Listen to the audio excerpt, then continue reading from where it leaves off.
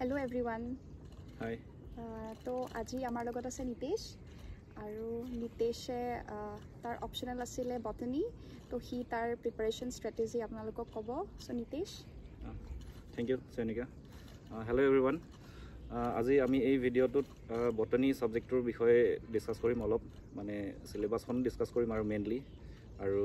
কেনেকা মই প্ৰিপেয়াৰ কৰিছিলো বা মোৰ ষ্ট্ৰেটেজিবোৰ কেনেকা আছিল তো সেইবোৰ অলপ আজি এই ভিডিঅ'টোত ডিসকাস কৰিব যাম একচুয়ালি মানে এই ভিডিঅ'টো বহুত আগতে আহিব লাগিছিলে তো মই নিজে কিছুমান কাৰণত মানে অলপ মই পোষ্টপন কৰালো আৰু তো ফাইনালি আজি যে নহক আজি ভিডিঅ'টো বনিব আৰু আজি তো ভিডিঅ'টো ষ্টাৰ্ট কৰাৰ আগতে মই মোৰ নিজৰ পৰিচয়টো দি ল'ব বিচাৰিছোঁ মোৰ নাম নিতেশ বড়ো আৰু মই ৱেষ্ট কাৰ্বি আংলং ডিষ্ট্ৰিক্টৰ হয় মোৰ এডুকেশ্যনেল বেকগ্ৰাউণ্ড ক'ব গ'লে মই স্কুলিংটো মই মোৰ নিজৰ ঠাইতে কৰিছোঁ আৰু গ্ৰেজুৱেশ্যন মই হোজাই কলেজৰ পৰা কৰিছোঁ আৰু পষ্ট গ্ৰেজুৱেশ্যনো কৰিছোঁ মই গুৱাহাটী ইউনিভাৰ্চিটিৰ পৰা both graduation আৰু post graduation মই botany major লৈ কৰিছিলোঁ আৰু after post graduation I have also qualified for the CSIR net examination in life sciences তো ঠিক আছে আজি আমি তো সিলেবাসখনৰ বিষয়ে ব্ৰিফলি ডিসকাস কৰিম তো সিলেবাসখন ডিসকাস কৰাৰ আগতে মই এটা কথা ক'ব বিচাৰিম যে আমাৰ APSC ফৰেষ্ট ৰেঞ্জাৰ এক্সামৰ কাৰণে তেনেকুৱা কোনো ধৰণৰ স্পেসিফিক সিলেবাস নাই মানে APSC কমিশনে কোনো ধৰণৰ তেনেকা যিকোনো সাবজেক্টে হওক মানে যেমানটা অপচনেল সাবজেক্ট তেওঁলোকে দিছে এই অপচনেল সাবজেক্টবোৰৰ এটাও তেনেকুৱা স্পেসিফিক সিলেবাস মই এতিয়ালৈকে দেখা নাই তো আমি যোনখন সিলেবাস আজি ডিসকাস কৰিম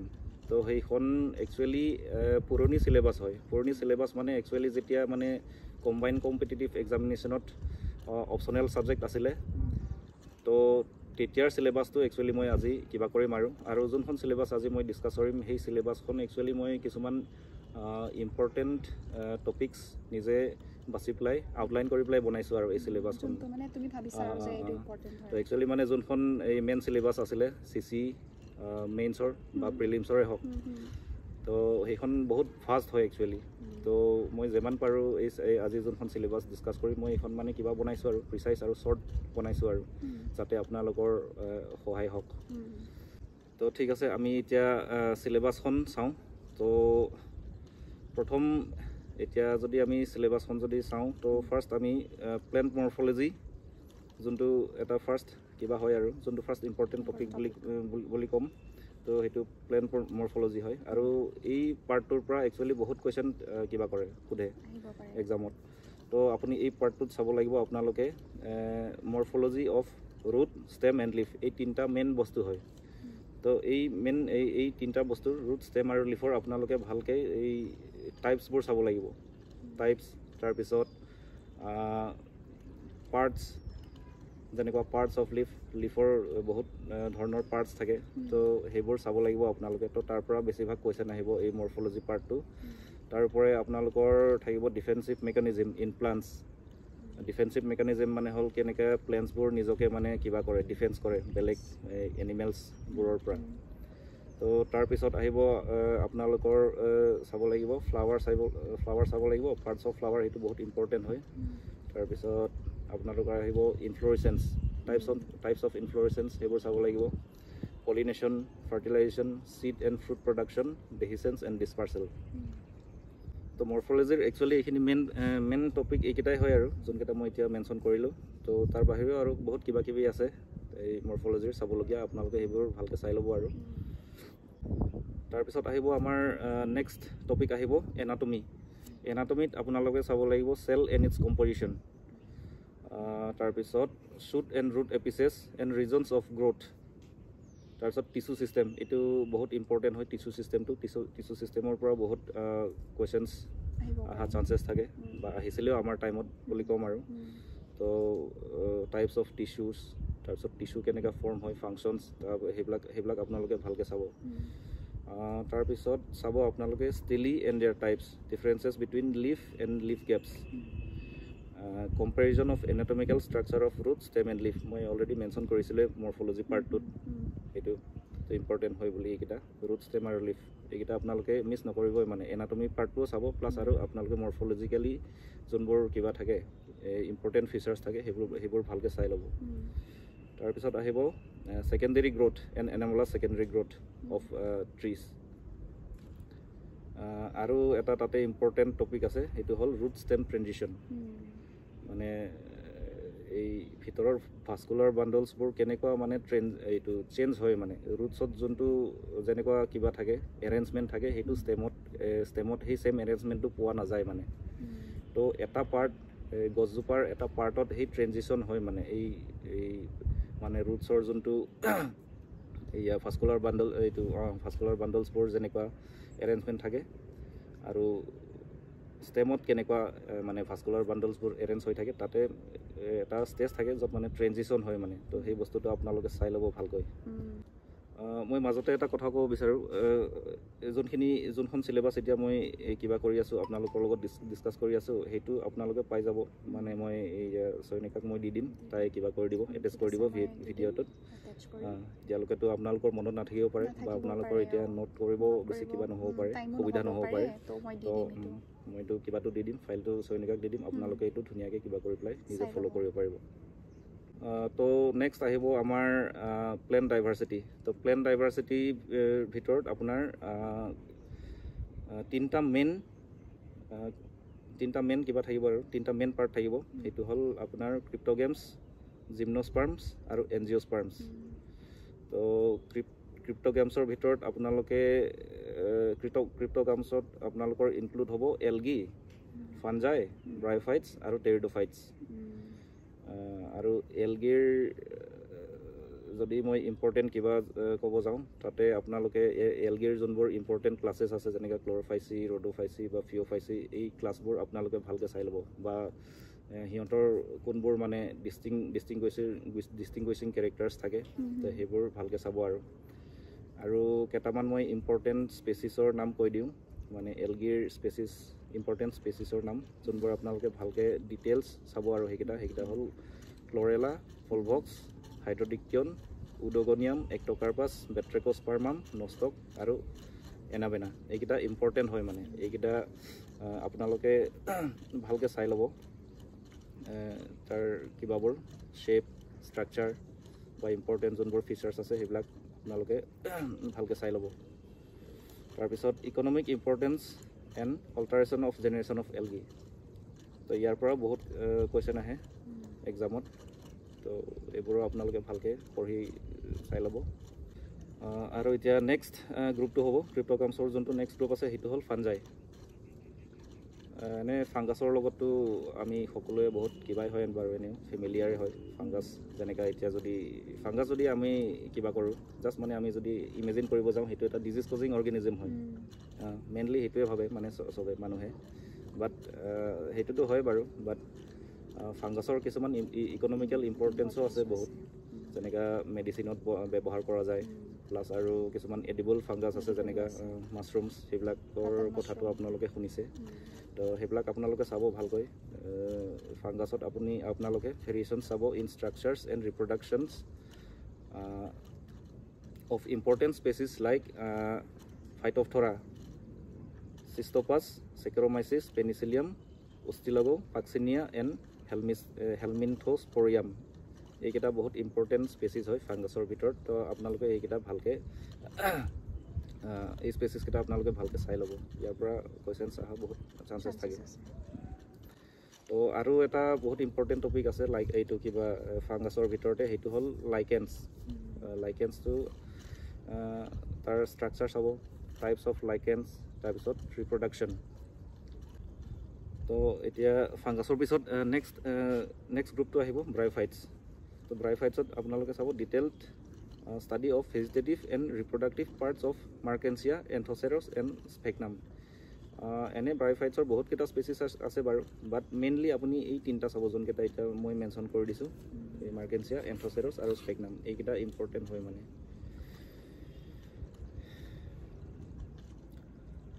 তাৰপিছত আহিব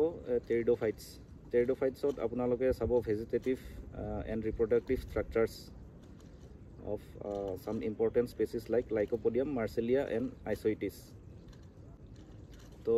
plant diversity এইটো হল ফার্স্ট গ্ৰুপটো আমি যোনটো এতিয়া ডিসকাস কৰিলো ক্ৰিপ্টোগামছ বুলি প্লাই তো ক্ৰিপ্টোগামছৰ আন্ডাৰত আহিলে এলগি ফাঞ্জাই ব্ৰায়োফাইটছ তাৰ পিছত টেৰিডোফাইটছ এইকিটা আপোনালোকে ভালকে চাই ল'ব তাৰ পিছত নেক্সট কিবাটো আহিব জিমনোস্পাৰ্মছ প্লান্ট ডাইভাৰ্সিটি ভিতৰতে পৰে আৰু এইকিটা জিমনোস্পাৰ্মছ তো জিমনোস্পাৰ্মছ মানে হল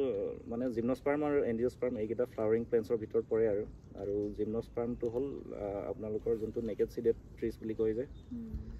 তো হেবোৰ জিমনোস্পাৰ্মছত পৰে আৰু জিমনোস্পাৰ্মছৰ ভিতৰত মানে ইম্পৰ্টেন্ট চাবলগীয়া আছে আপোনালোকৰ তিনটা স্পেচিছৰ মই নাম কৈ দিম সাইকাছ পাইনাছ তাৰ পিছত নিটাম এইকিটা ইম্পৰ্টেন্ট হয় তাৰ আপোনালোকে এই তিনটা স্পেচিছৰ মৰ্ফোলজি চাব তাৰ পিছত এনাটমি আৰু ৰিপ্ৰডাক্টিভ ষ্ট্ৰাকচাৰ্ছ এইবোৰ খুবেই ইম্পৰ্টেন্ট হয় তাৰ পিছত ফাইনেল গ্ৰুপটো আহিব যোনটো মানে এইটো প্লেন্ট ডাইভাৰ্সিটিৰ এইটো হল এনজিওস্পাৰ্মছ মানে হল flowering plants তো তাতে আপোনালোকে চাব লাগিব ক্লাসিফিকেশনটো flowering plants or classification আছে কিছুমান মানে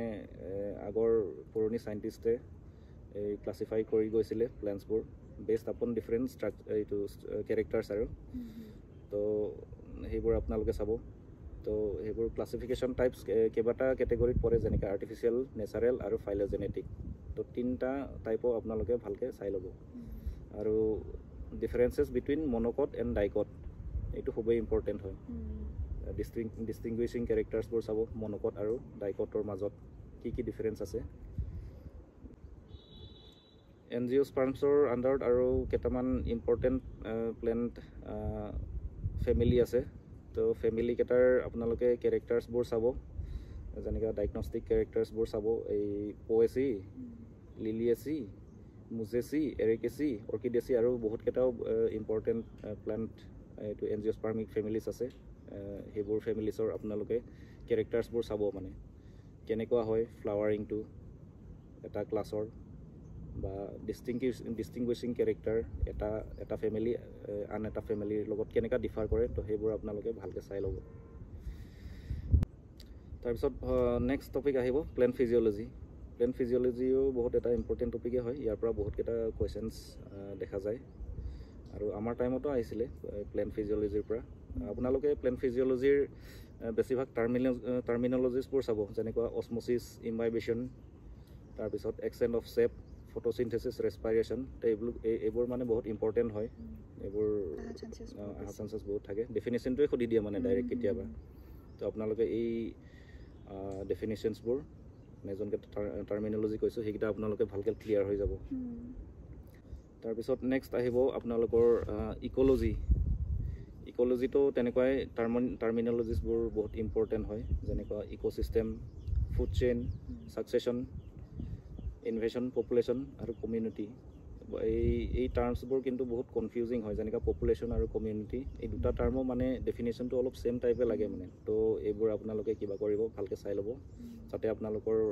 পিছত আৰু কনফিউজন নহয় আৰু জাস্ট মানে মাইনৰ ডিফাৰেন্সেছ থাকে মানে কিছুমান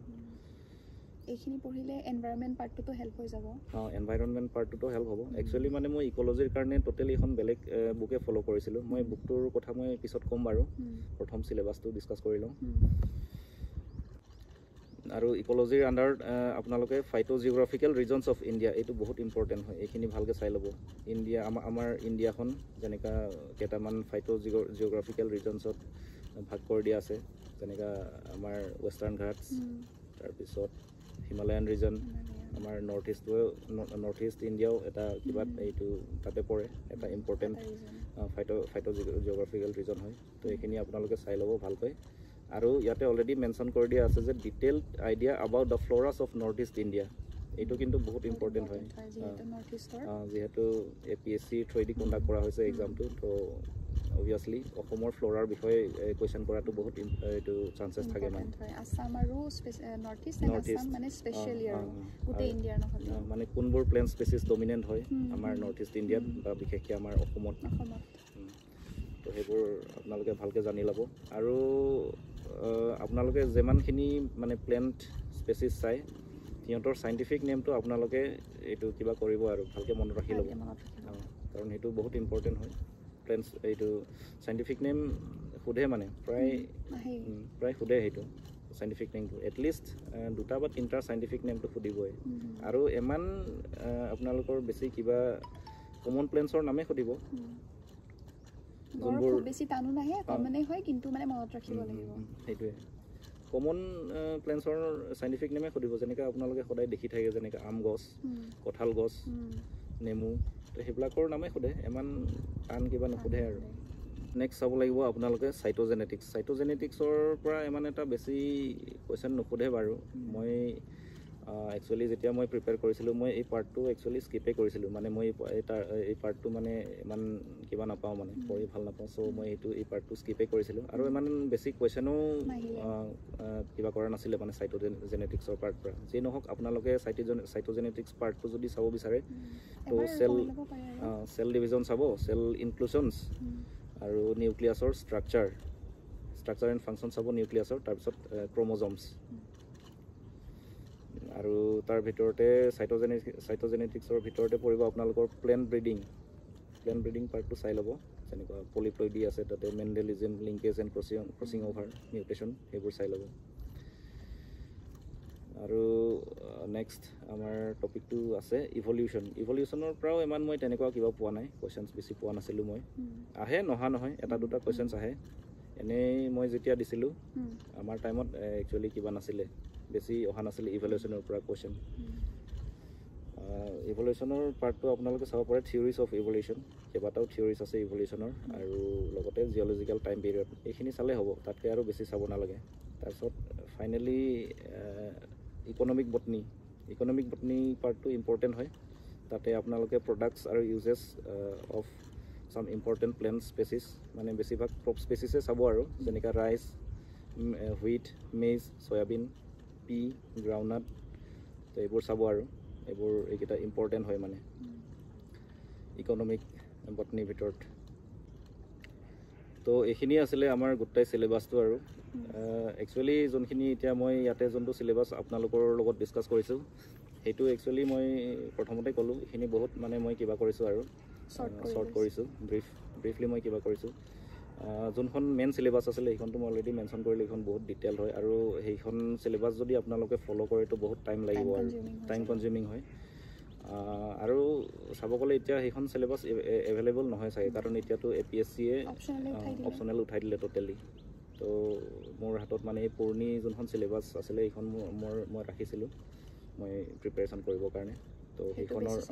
সেইখনৰ পৰাই মই কিছুমান যোনবোৰ ইম্পৰ্টেণ্ট পইণ্টছ আছে তো সেইবোৰ আউটলাইন কৰি পেলাই মই চিলেবাছখন বনাইছোঁ আৰু এইখন আপোনালোকে পাই যাব মই চয়নিকাক দি দিম তাই ভিডিঅ'টোত এটেচ কৰি দিব তো ঠিক আছে আমাৰ এনে এতিয়া চিলেবাছ পাৰ্টটোতো হৈ গ'ল তো নেক্সট এতিয়া মই কেইখনমান বুকছৰ নাম ক'ম মই যোনকেইখন বুকছ মই ফ'ল' কৰিছিলোঁ মই একচুৱেলি মোৰ ষ্ট্ৰেটেজিটো এনেকুৱা আছিলে মই ইমান বেছি বুকছ ফ'ল' কৰা নাছিলোঁ মানে কিছুমানেতো বহুত বেছি বুকছ ফ'ল' কৰে তো চবৰো একচুৱেলি মানে ষ্ট্ৰেটেজিটো বেলেগ হয় কিছুমানে বেছি বুক ফ'ল' কৰে কিছুমানে কম বুক ফ'ল' কৰে মই বেছি বুক ফ'ল' কৰা নাছিলোঁ মানে তো যিহেতু মোৰ এনে ছাবজেক্ট বেকগ্ৰাউণ্ডটো মোৰ বটানীয়ে হয় তো বটানীৰ লগত মই আগৰ পৰা টাচত আছিলোঁ তো মই ইমান এটা কিবা কৰা নাছিলোঁ মানে বেছি কিতাপ মই লোৱা নাছিলোঁ মই এখন কিতাপে মই ফ'ল' কৰিছিলোঁ এই কিবাত এইয়া এক্সামৰ কাৰণে ৰেঞ্জাৰ এক্সামটোৰ কাৰণে সেইখন হ'ল আপোনালোকৰ ষ্টাডিজ ইন বটনী ভলিউম 1 সেইখন কিতাপ কিন্তু বহুত ইম্পৰ্টেণ্ট হয় আপোনালোকে এইখন যদি ফ'ল' কৰিব বিচাৰে আপোনালোকে ফ'ল' কৰিব পাৰে কাৰণ এই যোনখন কিতাপ মই কৈছোঁ ষ্টাডিজ ইন বটনী ভলিউম 1 সেইখন যোনখিনি মই চিলেবাছ আজি ডিছকাছ কৰিলোঁ তাৰ এৰাউণ্ড 80 to 85 বা অলমষ্ট 90% কভাৰ কৰে মানে এই কিতাপখন ডাঙৰ হয় যদি আপোনালোকৰ হাতত যদি সময় আছে তেন্তে আপোনালোকে এইখন কিতাপ ফ'ল' কৰিব পাৰে আৰু মই 100% গেৰেণ্টি দিব পাৰোঁ যে আপোনালোকে এই কিতাপখন যদি ফ'ল' কৰে আপোনালোকে আৰামছে ভাল মাৰ্কছ স্ক'ৰ কৰিব পাৰিব আৰু এৰাউণ্ড 80 to 85% মাৰ্কছ আৰামছে স্ক'ৰ কৰিব পাৰিব তাৰপিছত এই ইক'লজি এণ্ড এনভাইৰনমেণ্ট কাৰণে চাব আপোনালোকে PD শৰ্মাৰ মানে বটানীত এই ইক'লজি পাৰ্টটো ইনক্লুড হৈ আছে যিহেতু তো আপোনালোকে সেইখিনি চাব লাগিব আৰু ইক'লজিৰ কিবাটো অলপ যোনখিনি মই এতিয়া চিলেবাছত ডিছকাছ কৰিলোঁ সেইবোৰ টপিকছ আপোনালোকে এই কিতাপখনৰ পৰা চাই ল'ব পাৰে PD Sharma ecology and environment by PD Sharma এইখন বহুত ভাল কিতাপ হয় মানে তাৰপিছত এনে আপোনালোকে MCQ প্ৰেক্টিছ কৰিবৰ কাৰণে MTG অবজেক্টিভ বটনী বুলি এখন কিতাপ আছে, সেইখন আপোনালোকে ল'ব পাৰে। আজিকালি একচুৱেলি মানে এই কিতাপখন এভেইলেবল নহয় যেন পাইছোঁ, মানে ইহঁতে এইখন কিবা কৰিলে চাগে, এই পাব্লিছ কৰা বন্ধ কৰিলে চাগে। আপোনালোকে যদি পুৰণি কপিও যদি পায় এই কিতাপখন লৈ ল'ব, MTG অবজেক্টিভ বটনী। একচুৱেলি এই কিতাপখন নিটৰ কাৰণে হয়, কিন্তু আপোনালোকৰ MCQ প্ৰেক্টিছ আৰু ডাউট ক্লিয়াৰিঙৰ কাৰণে বহুত ভাল হয় মানে এই কিতাপখন। আৰু তাৰ বাহিৰে অবভিয়াছলি আপোনালোকে প্ৰিভিয়াছ ইয়াৰ কুৱেশ্যনছটো ফ'ল' কৰিবই লাগিব, সেইটো বহুত ইম্পৰ্টেণ্ট হয়। প্ৰিভিয়াছ ইয়াৰ কুৱেশ্যনছ যদি আপোনালোকে যদি ফ'ল' কৰে, তাৰ পৰা এৰাউণ্ড 20 to 25% আপোনালোকে আৰামছে মানে কেটচ কৰিব পাৰিব। বটনীখনতো বিৰাট ডাঙৰ হয়, বহুত ভাষ্ট হয়, কেনেকৈ কৰিছিলা? এনেই মই তেতিয়াই ক'লোঁ, মানে চবৰো বেলেগ বেলেগ ষ্ট্ৰেটেজি থাকে। কিছুমানে বহুত বেছি কিতাপ ফ'ল' কৰে আৰু কিছুমানে বহুত কম কিতাপ ফ'ল' কৰে। মই ইমান বেছি কিতাপ ফ'ল' কৰা নাছিলোঁ মানে। তো মই এখনেই মেইন কিতাপ ফ'ল' কৰিছিলোঁ, যোনখন মই এতিয়া ক'লোঁ, ষ্টাডিজ ইন বটনী বুলি পেলাই। তো সেইখন একচুৱেলি আমাৰ গ্ৰেজুৱেশ্যনৰ কাৰণে কিতাপ হয়, সেই যোনখন মই ক'লোঁ ষ্টাডিজ ইন বটনী। তো এইখন একচুৱেলি গ্ৰেজুৱেশ্যনৰ কাৰণে হয়। গ্ৰেজুৱেশ্যনৰ আমাৰ যোনখিনি টোটেল চিলেবাছ আছিলে 3 বছৰৰ, তো সেইখন কিতাপে মানে টোটেলি কভাৰ কৰিছিলে মানে। তো টোটেলি কভাৰ কৰা বুলি নকওঁ আৰু, এটলিষ্ট মানে সেইখন 80 to 85% চিলেবাছ মানে কভাৰ কৰিছিলে মানে সেই কিতাপখনে। তো সেইকাৰণে মই ভাবিলোঁ যে এইটো এক্সামৰ কাৰণেও, যিহেতু অলৰেডি তাত মেনশ্যন কৰি দিয়া আছিলে নটিফিকেশ্যনত যে কুৱেশ্যনছবোৰ গ্ৰেজুৱেশ্যন লেভেলৰ হ'ব বুলি পেলাই। তো অবভিয়াছলি তো সেইটো বেচিছতে সুধিব কুৱেশ্যনছবোৰ। আৰু তো সেইখন কিতাপ যদি মই ফ'ল' কৰোঁ, তো আগৰ পৰাতো মই সেইখন কিতাপ ফ'ল' কৰি আছোঁ। তো মই সেইখন কিতাপে কিবা কৰিলোঁ আৰু বেলেগ মই কিবা তেনেকুৱা কিতাপ বেছি কিবা নকৰিলোঁ। আৰু কিবা অনলাইন চ'ৰ্চ ৰেফাৰ কৰিছিলা, মানে এনেকুৱা ভিডিঅ'জ বা এনেকুৱা? অনলাইন চ'ৰ্চ ক'ব গ'লে মানে কিছুমান চেনেল আছিলে যোনবোৰ মানে ডিছকাছ কৰে এই এক্সামৰ বিষয়ে। তো সেইবিলাক মই ফ'ল' কৰিছিলোঁ আৰু ইমান এটা বেছিও ফ'ল' কৰা নাছিলোঁ মই অনলাইন চ'ৰ্চ। মানে ইমান ছিগনিফিকেণ্ট নহয়, কিবা বুজি নাপালে মানে চাৰ্চ কৰি বুজিবৰ কাৰণে আৰু সেইটোৱে আৰু MCQ প্ৰেক্টিছ কৰিছিলা, PYQ সেইটোৱে। MCQ প্ৰেক্টিছ কৰিবৰ কাৰণেতো অলৰেডি মই মেনশ্যন কৰিছিলোঁ যোনখন MTG অবজেক্টিভ বটনী, সেইখনৰ পৰা মই কিবা কৰিছিলোঁ। এখন ভাল কিতাপ হয় আৰু আপোনালোকে যদি কেতিয়াবা ক'ৰবাত এই পুৰণি কপি যদিও পায়, তো সেইখন আপোনালোকে লৈ ল'ব পাৰে। তো মানে আপোনালোকে পঢ়িবও আৰু লগতে ৰিভিজনো দিব, আৰু PYQ চলভিংটো মাষ্ট, বিকজ কি পঢ়িলোঁ তো PYQটো কৰি থাকিলেহে বা MCQবোৰ কৰি থাকিলেহে মানে ৰিটেইন কৰিব পৰা যায়, হয়নে? বিকজ এই পৰীক্ষাটো অপশ্যনেলটোতো MCQ হয়, আৰু MCQটো অপশ্যনেলটো মাৰ্কছটো উঠাবই লাগিব, হয়নে নাই? তো ঠিক আছে, এনে এতিয়াতো চিলেবাছখন আমি ডিছকাছ কৰিলোঁৱে। তো আমাৰ টাইমত মানে মই যেতিয়া মানে যোৱা এক্সামটোৰ কথা কৈছোঁ আৰু লাষ্ট টাইম যোনটো ৰেঞ্জাৰ এক্সাম পাতিছিলে, তো তাত কিন্তু বটনী পেপাৰখন ইমান এটা কিবা অহা নাছিলে, ইমান টাফ অহা নাছিলে। তো একচুৱেলি মোৰ অপশ্যনেল বটনী আৰু ফৰেষ্ট্ৰি আছিলে। ফৰেষ্ট্ৰিৰ ভিডিঅ'টো অলৰেডি চয়নিকাই আপলোড কৰিছে চাগে। তো মোৰ অপশ্যনেল সেই দুটা পেপাৰ আছিল আৰু বটনী আৰু ফৰেষ্ট্ৰি লোৱা মোৰ ৰিজনো আছে, কাৰণ ফৰেষ্ট্ৰিৰ কিছুমান টাৰ্মছ মানে বটনীৰ টাৰ্মছবোৰৰ লগত ফেমিলিয়াৰ হয়। তো সেইটো কাৰণে সেইটো এটা ৰিজন হ'ল। আৰু এটা ৰিজন হ'ল মানে এতিয়া আমি যদি, তেতিয়াতো চিলেক্ট হোৱা নাছিলোঁ বাৰু, এতিয়া চিলেক্ট হৈছোঁ। তো মই যদি ফৰেষ্ট্ৰি লওঁ, তো মোৰ পিছত ট্ৰেইনিঙৰ কাৰণেও হেল্প হ'ব, কাৰণ আমাৰ কৰ্চটোতো ফৰেষ্ট্ৰিয়ে হয়। ইয়াতে যোনটো আমি এতিয়া কিবা কৰি আছোঁ, ট্ৰেইনিং কৰি আছোঁ, এইটো ফৰেষ্ট্ৰি কৰ্চে হয়। তো সেইটো ছাবজেক্ট লোৱাৰ কাৰণে মোৰ এটা হেল্পো হৈছে ইয়াৰ ট্ৰেইনিঙৰ কাৰণে। আপোনালোকে যেতিয়া প্ৰিপেয়াৰ কৰে, একচুৱেলি ইমান ইনডেপ্থ প্ৰিপেয়াৰ কৰিব নালাগে, কাৰণ কুৱেশ্যনছবোৰ ইমান ভিতৰৰ পৰা নাহে। চব কুৱেশ্যনছ, যিমান কুৱেশ্যনছ ছেট কৰিব সিহঁতে ওপৰৰ পৰাই ছেট কৰিব কুৱেশ্যনছবোৰ।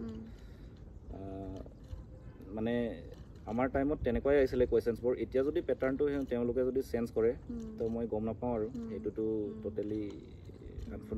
আনফৰ্চুনেট হ'ব যদি মানে চেঞ্জ কৰে তেওঁলোকে। আৰু হ'বও পাৰে, মানে ক'ব নোৱাৰি ন, বিকজ এভৰি ইয়াৰ কিবা না কিবাটো চেঞ্জ হয়। APSCৰ মানে কিবাবোৰ একো প্ৰেডিক্ট কৰিব নোৱাৰে, আনপ্ৰেডিক্টেবল। তো যিয়ে নহওক, আপোনালোকে মই যোনখন আজি চিলেবাছ ডিছকাছ কৰিলোঁ, আপোনালোকে সেইখন ফ'ল' কৰিব। আৰু মই গেৰেণ্টি দিব পাৰোঁ যে আপোনালোকে যদি ভালকৈ যদি কভাৰ কৰে, টোটেলি যদি এই চিলেবাছখন যদি কভাৰ কৰে, আপোনালোকে ভাল মাৰ্কছ স্ক'ৰ কৰিব পাৰিব এই পেপাৰখনত। আৰু বটনী পেপাৰখন ইমানো টান নহয় মানে যেনেকৈ আপোনালোকে ভাবে। তো জাষ্ট মনত ৰাখিব লগা কাম আৰু যেনেকৈ চাইণ্টিফিক নেমছবোৰ বা কিছুমান ইম্পৰ্টেণ্ট টাৰ্মিনলজিজ তো সেইবোৰেই আৰু সেইবোৰ যদি আপোনালোকে ভালকৈ প্ৰিপেয়াৰ কৰে তো অবভিয়াছলি আপোনালোকে ভাল মাৰ্ক স্ক'ৰ কৰিব পাৰিব আৰু বটানীখন স্ক'ৰিং পেপাৰে হয় এনেই হ'ব নেকি তো ঠিক আছে নীতিশ বিৰাট ধুনীয়াকৈ তুমি চিলেবাছটো এক্সপ্লেইন কৰি দিলা যিহেতু আমাৰ মানুহবিলাকো কনফিউজ হৈ আছিলে একো চিলেবাছ নাই ক'ৰ পৰা ৰেফাৰ কৰিম তো তুমি কৈ দিলা কেনেকৈ মানে তোমাৰ এপ্ৰ'চটো কি আছিলে তুমি কেনেকৈ ইম্পৰ্টেণ্টখিনি মানে চৰ্ট আউট কৰি ল'লা তো তাকে এতিয়া মানুহবিলাকৰ অলপ হেল্প হৈ যাব যোনখিনি এক্সপিৰিয়েঞ্চবিলাকৰ তো থেংক ইউ নীতিশ